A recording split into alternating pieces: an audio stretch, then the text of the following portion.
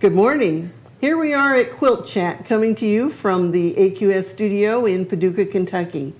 And do you know what? We have an eclipse coming, don't we? Oh, you can't miss it. I know. Well, There's a lot of news going on about the eclipse. Everywhere, national and especially local, because we're in that 70-mile wide totality range, Right. where it will be 100% the Coverage. moon will Yeah. cover the sun in totally here. But everybody across the country is going to see at least a part of it. Do you know that we haven't had a total eclipse in the United States, a solar eclipse, for 38 years? Wow. I don't remember ever talking about that. We would have all been young. I don't remember anybody talking about that. Well, so in line with that, we have a couple quilts that have some beautiful stars on them. And so we're going to talk first of all about the quilt behind us, and that's by Judi Goldammer from Hartford, Wisconsin.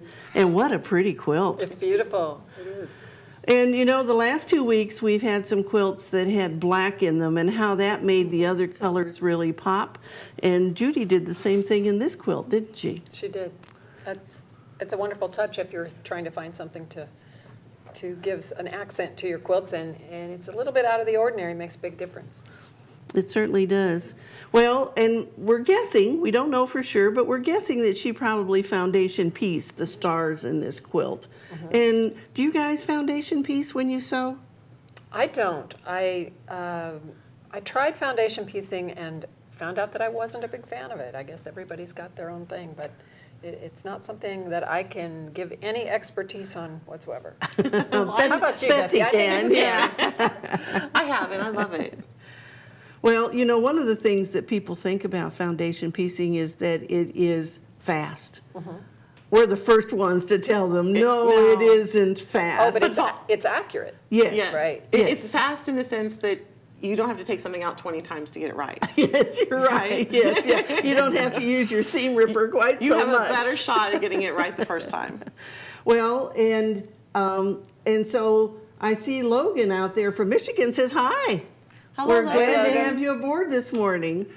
And so the other thing about foundation piecing is that it makes it extremely accurate. And I find that I waste a little bit of fabric when I use foundation piecing, because I usually cut my strips the widest piece that I need, and then you're trimming all the time so that you don't necessarily cut it to shape until you do that trimming. That is true. But I don't mind wasting that because of the accuracy that you get, and you're getting perfect seam allowances. Tell me how you do that, Bonnie. How do you get the piece to be the right size for the foundation piece, for the piece that you're getting ready to stitch on? How do you know how to cut that piece?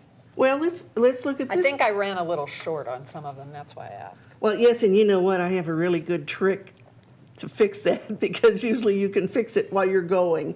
All right, if we were going to sew this piece right here, all right, your seam is going to be on this side right here, isn't it? And so I would measure from here to here, and then I would add on more than 1/2 inch for my seam allowance. And so that's the little bit of waste that you're going to have. The fudge room. Yes, because then you don't have to be quite so accurate when you place it. Right.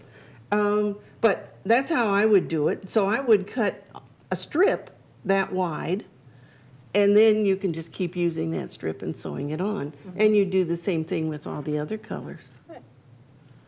Yes. I'm going to have to try it again. Well, and you know, I did a book called Easy Paper Piecing, and it's pretty simple designs that is available through Shop AQS. So you can just go get I'll yourself just go grab a little copy. book. That's pretty easy. right. Okay, Betsey, who made this quilt? So George Magee made this quilt. He's of Oro Valley, Arizona, and it's called Compasses and Triangles. So I loved his title. It was exactly what it is. Compasses and Triangles. It's And beautiful. you know, this is reminiscent from the last 2 weeks that we've been on here. We've had All the half square half-square triangles. triangles. So I think this really shows how much they're used in all the quilts that we make. And so we're combining foundation piecing with the regular piecing. Yes. Yeah, and I see that a lot. That's often a myth that you can't If you paper piece one part of a quilt, you have to paper piece the whole thing.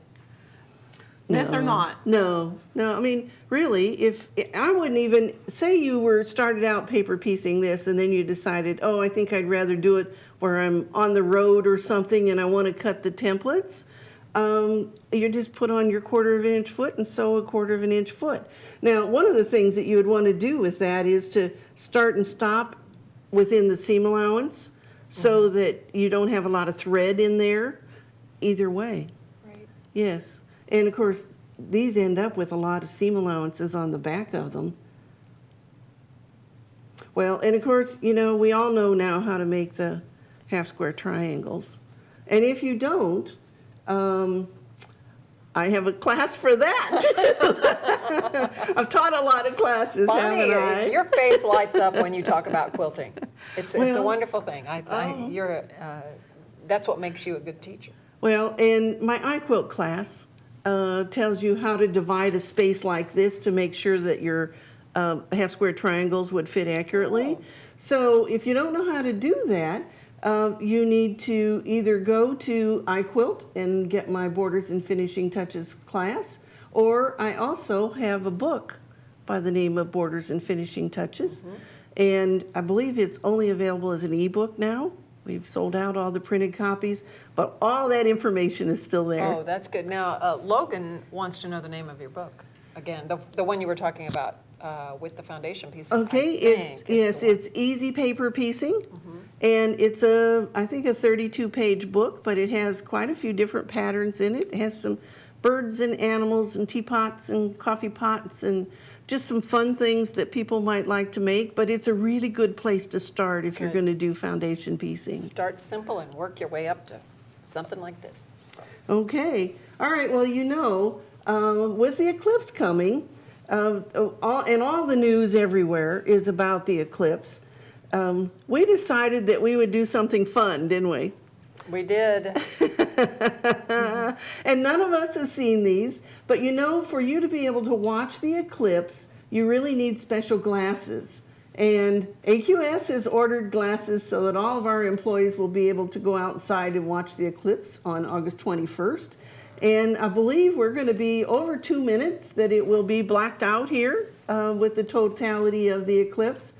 And so make sure if you're buying those glasses that you get some that are the proper kind, because I understand, at least from our TV station, that there are some people out there selling bogus ones. So make sure that your glasses are the proper kind. And you know what I didn't know about the glasses till I tried them on was that the lenses are totally black. Right. So right now you can't see So anything. regular sunglasses definitely don't work. No, and you definitely don't want to watch the eclipse without these glasses because you can harm your eyes, and that's the whole thing about it. I've heard that welders' masks are another alternative. If you happen to have a welder around, some people do, you know. Well, and the same thing goes with your cameras. Alan and I had a conversation about that because I saw that somebody said your camera needs a special lens. Yes. You have to And- have a filter for that. Yes, and so, and of course, then I went to look up to see what the lens was, and it was like $159. So I didn't buy that lens, but like Alan said, his camera already has that type of a lens built into it, so that he would be able to take photos. So don't ruin your camera, and make sure you take care of your eyes. And it will actually ruin the camera. Well, it could melt whatever's in the camera. I guess it's the light coming in on the mirrors could do damage to your camera. Yes. I had no idea. Well, so Now I I've been do. studying the eclipse, can you tell? But there also are some fun things on the internet of, if you went in and Googled and said, how much of the eclipse will we see where I live? You can put in your zip code and it will tell you what % of the eclipse that you're going to see. I have that on my Facebook, and I know a lot of people have said, oh, we're going to be 86.2% or something like that. I think that was Minnesota. All right, so let's Let's see the unveil what glasses. we've done. And I guess we'll do them one at a time because we won't be able to see each other if we do. So, Oh, that's right. all All right, right, Bonnie. All right, so I'll put mine on. And so I did a fun little thing making the aura in red. And sometimes it's red and sometimes it's gold. And I used gold foil and I used Steam-A-Seam 2 so that it would stick. And then I ironed it so it would kind of crinkle. And so I have it partially eclipsed and fully eclipsed. Oh, that's inventive. That's good. All right. I spent some time with construction paper last night. Oh, What do you wow. It's perfect. It is perfect. I think that's great. I kind of wanted the moon to be movable so that it could go back and forth in front of the sun, but then I couldn't figure out how to See? do that and still see. Yeah. So But you can wear that to a ball. And that's can you great tell ball. that I was Totally. a brownie leader for a couple of years? I love it. I totally love it. Okay, Betsy. So I did a very sophisticated model where I have a flower in the corner and the flower doubles as a ring because it came off of a cupcake at work. And I used Scotch tape to adhere it. Yay. There you go. That's awesome. Here's another thing that we have to share. This is a kit that we have at Shop AQS, and it's called the Eclipse, and in beautiful colors. Please go to shopaqs.com if you would like to check out the details on that. And I've already bought that. I love that quilt and I bought that kit. It's beautiful. It is. It's Okay. very popular. So I think we should put put our glasses on and say goodbye. Okay, let's do that. We can't see anything. And we but- can't see a thing, but we will come to you live from AQS Quilt Week in Grand Rapids next week. And the following week, on Monday, will be the Eclipse, so we had to do this today. And we hope you'll join us again at quiltweek.com. Bye. Have a great week.